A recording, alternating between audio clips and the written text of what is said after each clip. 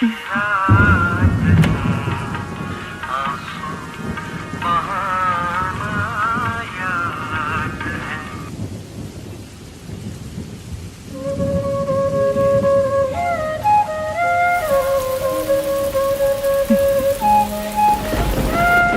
നോവലാണോ? Hey, വരവ് ചെലവ് കണക്കുകളാ. രണ്ടറ്റം കൂട്ടിമുട്ടിക്കാൻ പെടാപ്പാട് പെടെ.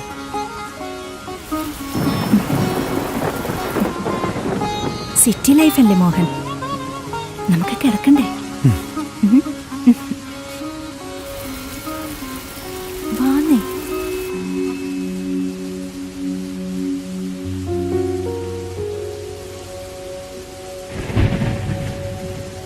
എന്താ എത്ര ആലോചന? അമ്മമോളെ പറ്റിയ. അവളുടെ ഈ പ്രായത്തിൽ എനിക്ക് എല്ലാത്തിനും പേടിയായിരുന്നു. അവൾക്ക് എന്ത് ധൈര്യ. കൂട്ടിന് കിടക്കാൻ പോലും ഒരാള് വേണ്ട. അതൊരു കണക്കിന് ഭാഗ്യല്ലേ. അച്ഛനമ്മമാർക്ക് മക്കളെ കുറിച്ച് ഓർത്ത് ആദ്യം പിടിക്കണ്ടല്ലോ. മോഹൻ ഓർമ്മയുണ്ടോ?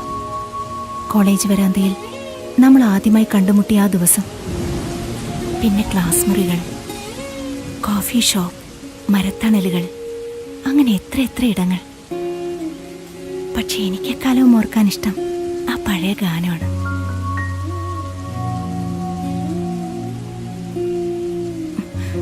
മോഹൻ, എനിക്കിപ്പോ കേൾക്കണം ഗാനം. മോഹൻ എനിക്ക് വേണ്ടി മാത്രം പാടിത്തരാറുള്ള ആ ഗാനം.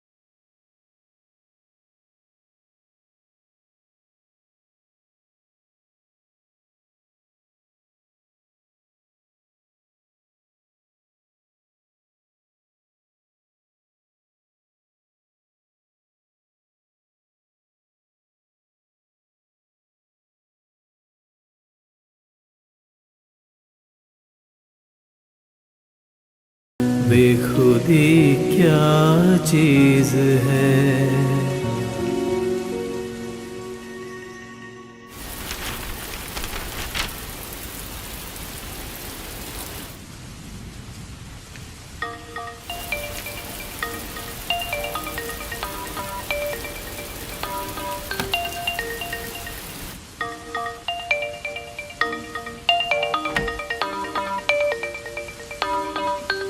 ഹലോ,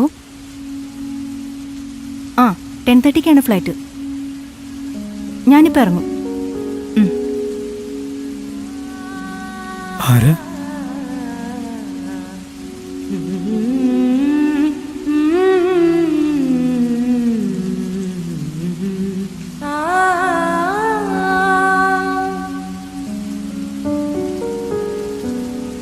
മൈ ഹസ്,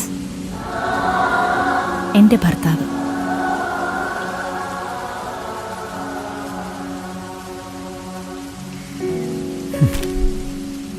പകലന്തിയോളം കഷ്ടപ്പെട്ട് കണക്കുകൾ കൂട്ടിയും കിഴിച്ചും കുടുംബത്തിന്റെ രണ്ടറ്റവും കൂട്ടിമുട്ടിക്കാൻ പെടാപ്പാടുപെടുന്ന മനുഷ്യൻ. പേര് ഭർത്താവ്. എന്നെ പോലെ സ്നേഹമുണ്ട്.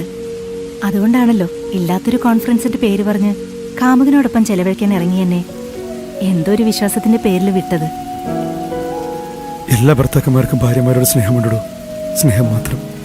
സ്നേഹമല്ലല്ലോ പ്രണയം. അല്ലെങ്കിലും അതെങ്ങനെയാണോ?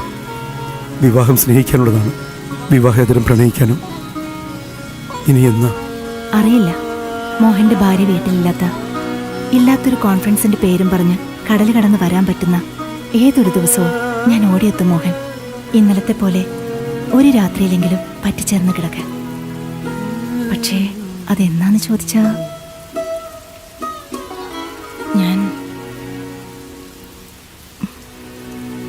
പോട്ടെ മോഹൻ.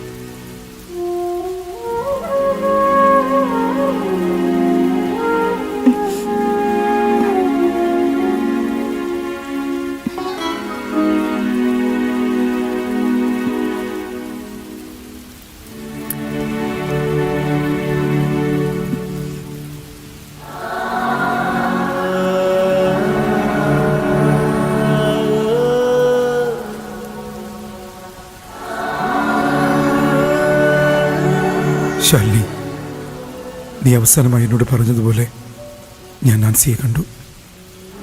പക്ഷെ നീ ഇവിടെ ഇല്ലെന്നോ, നീ ഒരിക്കലും ഈ ലോകത്തേക്ക് മടങ്ങി വരില്ലെന്നോ ഞാൻ അവളോട് പറഞ്ഞിട്ടില്ല. കാരണം അവൾക്കുണ്ടല്ലോ എന്നെപ്പോലൊരു ഭർത്താവ്.